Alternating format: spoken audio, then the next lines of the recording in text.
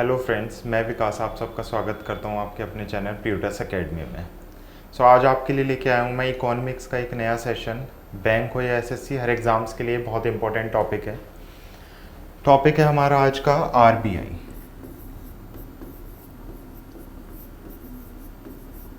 Reserve bank of India. Economics में देखो बहुत इंपॉर्टेंट रोल प्ले करता है आरबीआई, या मैं कहूँ आपकी आधी से ज़्यादा इकोनॉमिक्स हमारी आरबीआई के ऊपर ही डिपेंड करती है, जिसमें आरबीआई की पॉलिसीज़ होती हैं, मॉनेटरी पॉलिसी हमें पढ़नी होती है, repo rate, reverse repo rate. तो बहुत इंपॉर्टेंट सेक्शन होने वाला है आज का। स्टार्ट करते हैं आज का टॉपिक। आरबीआई, दो तरह के बैंक होते हैं भारत में, एक है कमर्शियल बैंक और एक है सेंट्रल बैंक। तो आरबीआई हमारा कैसा बैंक है? सेंट्रल बैंक है। इसके अलावा जो बैंक्स हैं वो सारे क्या कहलाएंगे? कमर्शियल बैंक कहलाएंगे।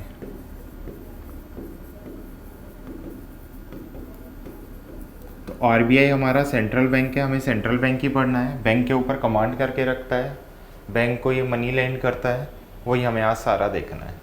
मैं बात करूंगा आज आरबीआई की हिस्ट्री से, इतिहास से। हिस्ट्री क्या रही आरबीआई की, कैसे सेटअप हुआ, क्या प्रोसीजर हुआ, वो सारा हमें आरबीआई के बारे में समझना है। ब्रिटिश का टाइम चल रहा था 1920 में, ब्रिटिश शासन कर रहे थे। तो ब्रिटिश के टाइम पे जब ब्रिटिश रूल चल रहा था 1920 में, बॉम्बे प्रेसिडेंसी ऑफ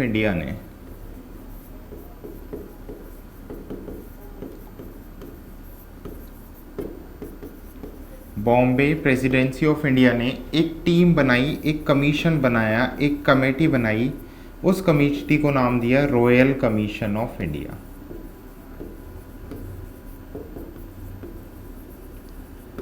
या इसे और जाना जाता है हिल्टन यंग कमीशन के नाम से। तो 1920 में ब्रिटिश ने क्या किया? एक कमीशन बनाया, एक टीम बनाई, रॉयल कमीशन ऑफ इंडिया, या उसे क्या नाम दिया गया? Hilton young commission of India. इसका काम था भारत में फाइनेंशियली ग्रोथ को चेक करना। इसी की रिकमेंडेशन पे 1926 में इसने रिकमेंडेशन दी कि भारत में क्या होना चाहिए? एक सेंट्रल बैंक होना चाहिए। इसी की रिकमेंडेशन पे 1934 में हमने आरबीआई एक्ट को पास किया, जिसके अंदर बेसिकली क्या लिखा हुआ था? सारा डेटा है। एक्ट क्या होता है या आरबीआई एक्ट क्या था? कुछ भी नई चीज़ आती है, जैसे आप भी प्रिपरेशन की तैयारी करते हो तो एक पूरा ड्राफ्ट बनाते हो ना, क्या होगा, कैसे होगा, तो सेम क्या काम करेगा, क्या लिमिटेशंस होंगी, क्या फंक्शन होगा, वो सारा किसके अंदर मेंशन था? आरबीआई एक्ट 1934 के अंदर।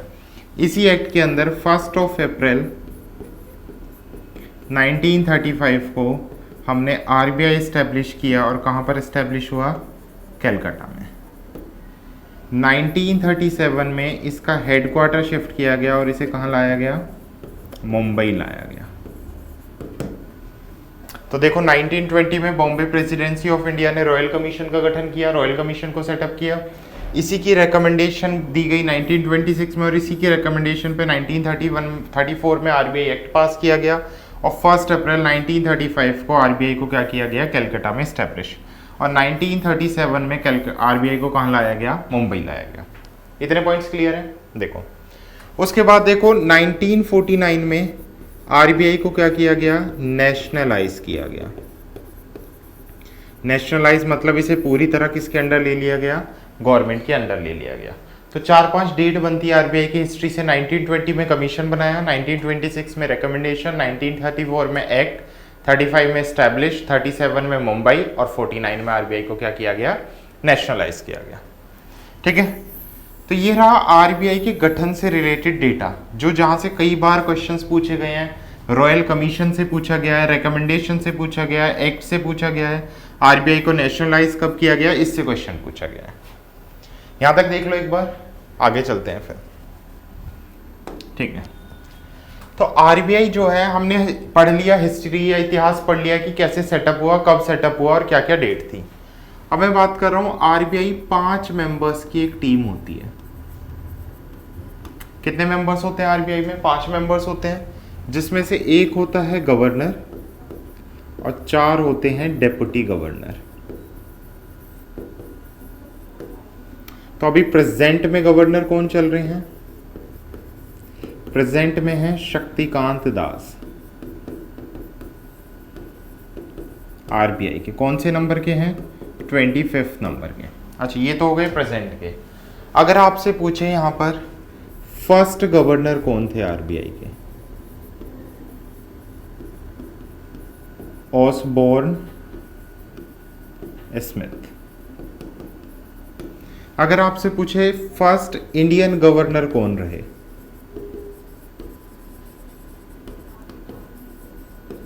तो वो थे सीडी देशमुख।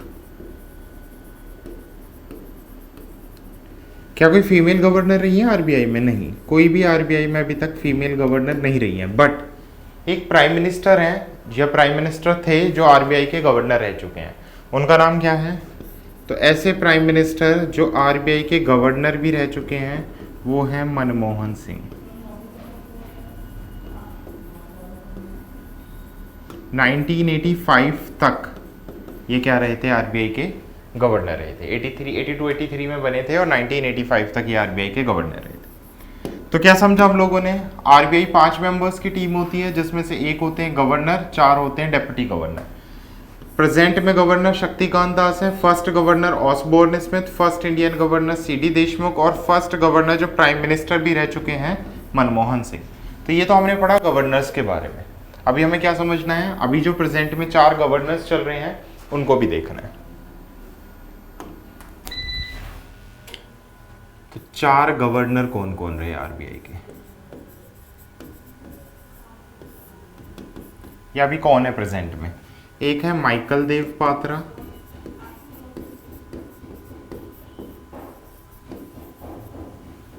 महेश कुमार जैन,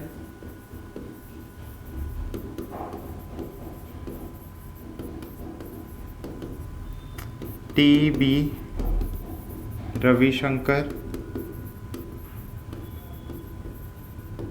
और एम. राजेश्वर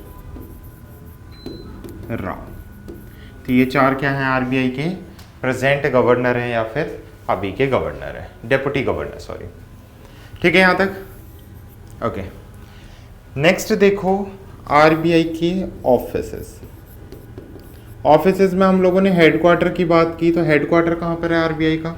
अभी हम लोगों ने समझा है कहाँ पर है, मुंबई में, जिसे 1937 में क्या किया गया? शिफ्ट किया गया। उसके अलावा अगर आपसे पूछे स्टाफ हेडक्वार्टर, स्टाफ हेडक्वार्टर का मतलब क्या है? जहाँ पे स्टाफ को ट्रेनिंग दी जाती है, वह है आरबीआई का चेन्नई में। आरबीआई के 4 सब ऑफिसेज भी हैं। DMCK, डी से दिल्ली, M से मुंबई, C से चेन्नई, NK से कोलकाता। तो आरबीआई के क्या हैं? 4 सब ऑफिसेज हैं। देखो, हेडक्वार्टर है मुंबई, स्टाफ हेडक्वार्टर चेन्नई, सब ऑफिसेज आरबीआई के 4 जगह पर हैं, DMCK दिल्ली, मुंबई, चेन्नई और कोलकाता। उसके अलावा आरबीआई के 20 रीजनल ऑफिसेज हैं।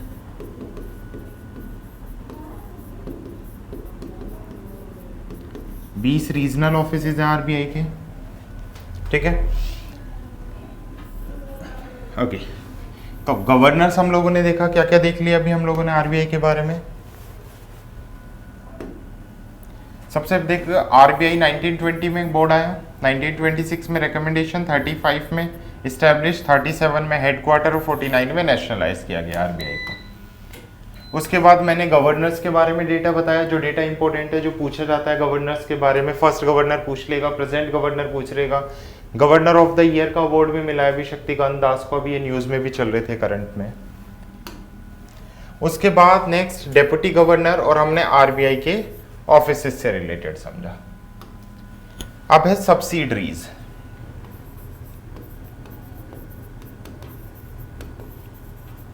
Subsidiaries of RBI. सब्सिडरीज से मतलब है वो कंपनीज जो आरबीआई के अंडर आती हैं। तो आरबीआई की मेजर 5 सब्सिडरीज हैं, मतलब 5 ऐसी कंपनीज हैं जो किसके अंडर आती हैं? आरबीआई के अंडर आती हैं, जिसमें सबसे पहली सब्सिडरी है BRBN इसकी फुल फॉर्म है भारतीय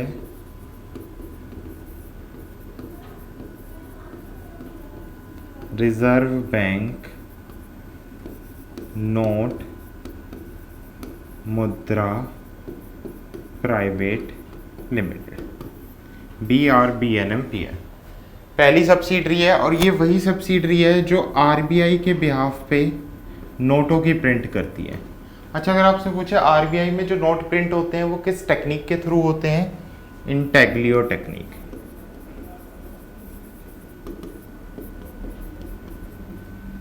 तो इंटेग्लियो टेक्निक के थ्रू RBI में नोटों की छपाई होती है या प्रिंटिंग होती है। और कौन करती है RBI के बिहाफ पे?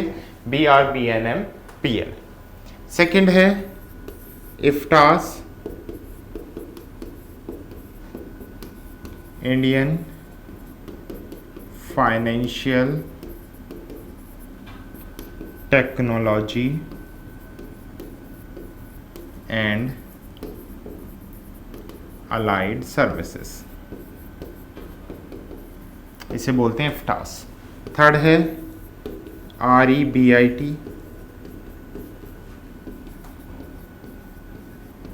Reserve bank innovation hub. BRBNMPL RBI के बिहाफ पे नोट प्रिंट करती है, किस टेक्निक के थ्रू? इंटेग्लियो टेक्निक के थ्रू। इफ्टास, उसके साथ साथ REBIT reserve bank information and technology, ये तीन हो गई। फोर्थ है DICGC, digital insurance and credit guarantee corporation, digital insurance and credit guarantee corporation. And fifth है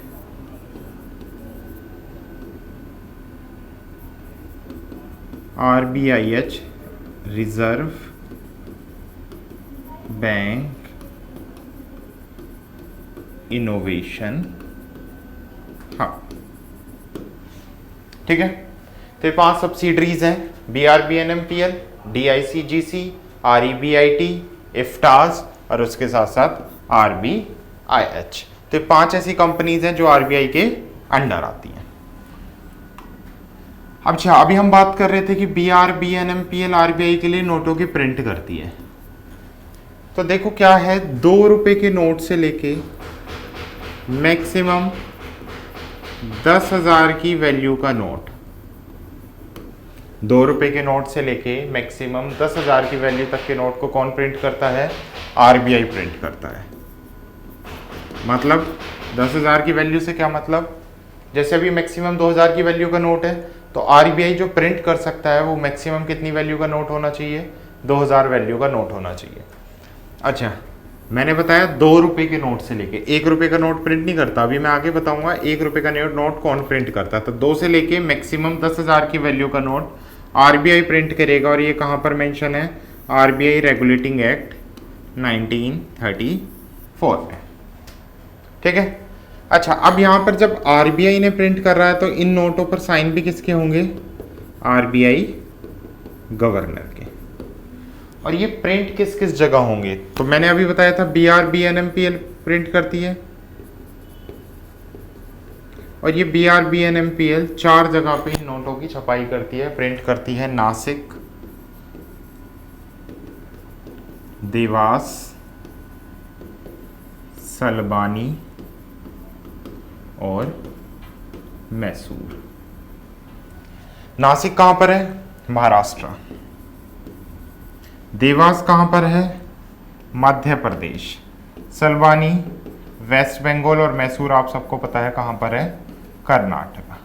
तो आपसे पूछे RBI की जो पैसों की छपाई के लिए जो मिंट्स हैं या BRBNMPL ने जो टेंडर लिया हुआ है वो कितनी जगह छपाई करती है? 4 जगह, नासिक, देवास, सलबानी और मैसूर में। ठीक है, ओके। नेक्स्ट देखो, अब क्या बचा? एक तो कॉइन्स बचे और 1 रुपए का नोट बचा। तो उसके लिए कौन रिस्पॉन्सिबल है, उसे प्रिंट कौन करता है? Government of India. तो 1 रुपए के नोट को और कॉइन्स मैक्सिमम 1000 की वैल्यू के लिए, इनको कौन प्रिंट करेगा? Government of India. मैंने कहा 1 रुपए का नोट, देखो आरबीआई 2 रुपए के नोट से लेके 10,000 के नोट तक प्रिंट करता है मैक्सिमम। तो बचा कितने का नोट? 1 रुपए का नोट बचा। तो 1 रुपए का नोट और कॉइन्स बचे सारे। कॉइन्स की मैक्सिमम वैल्यू कितनी होनी चाहिए? 1000। तो इनको प्रिंट करेगी government of India. Government of India print करती है तो इस पर साइन किसके होंगे? इस पर जो साइन होंगे वो होंगे हमारे फाइनेंस सेक्रेटरी के।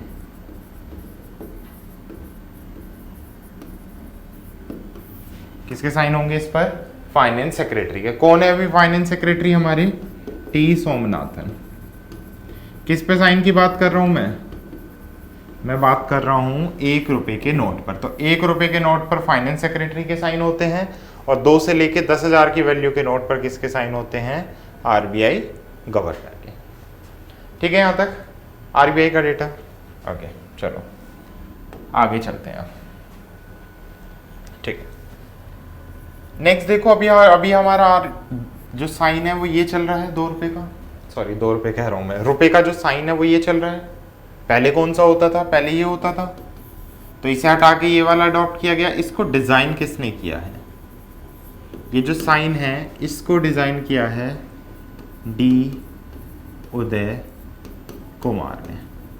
और कब डिजाइन किया था? 2010 में। कब सिलेक्ट किया गया? 2010 में। तो जो भी हमारा प्रेजेंट का साइन है रुपए का, उसको डी उदय कुमार ने क्या किया था? डिजाइन किया था। इनको इसके लिए क्या मिल चुका है? पद्म विभूषण मिल चुका है। और इन्होंने कब डिजाइन किया था इसे? 2010 में। तो बेसिक डेटा समझ आया आरबीआई के बारे में, क्या होता है आरबीआई, क्या स्ट्रक्चर है, कैसे आरबीआई का फॉर्मेशन हुआ। ओके, अब देखो हमें नेक्स्ट क्या पढ़नी है? आरबीआई की पॉलिसीज पढ़नी है। अगला टॉपिक क्या है? आरबीआई में ही आरबीआई का हमने बेसिक डेटा समझा, क्या होता है, कैसे स्ट्रक्चर, कैसे फंक्शन करता है, कहाँ पे ऑफिस हेडक्वार्टर XYZ। अब मैं बात कर रहा हूँ पॉलिसीज की। देखो भारत जो सरवाइव करता है वो 2 तरह की पॉलिसीज पे सरवाइव करता है। कोई भी कंट्री जो सरवाइव कर रही है वो पॉलिसीज पे काम कर रही है, वो पॉलिसी के ऊपर सरवाइव कर रही है। एक है मॉनेटरी पॉलिसी इंडिया की, और एक है फिस्कल पॉलिसी।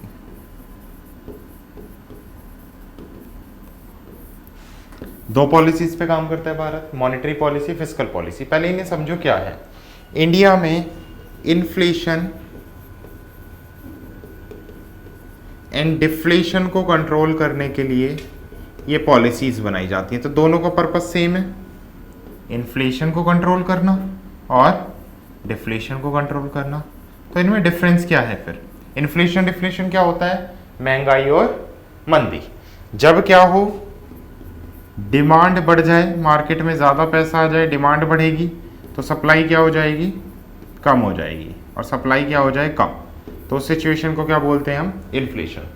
खरीदने वाले ज़्यादा हैं, बेचने वाले कम है, तो रेट बढ़ेंगे, ऑब्वियस सी बात है, बोलियां लगेगी उन चीज़ों पे, तो उसी को बोलते हैं हम इन्फ्लेशन।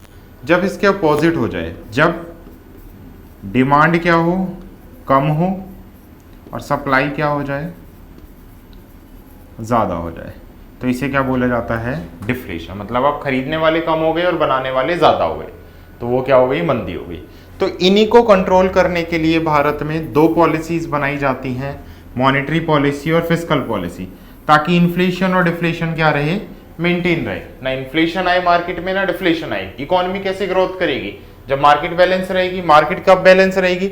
जब ना तो मार्केट में इन्फ्लेशन होगा, ना ही मार्केट में डिफ्लेशन होगा।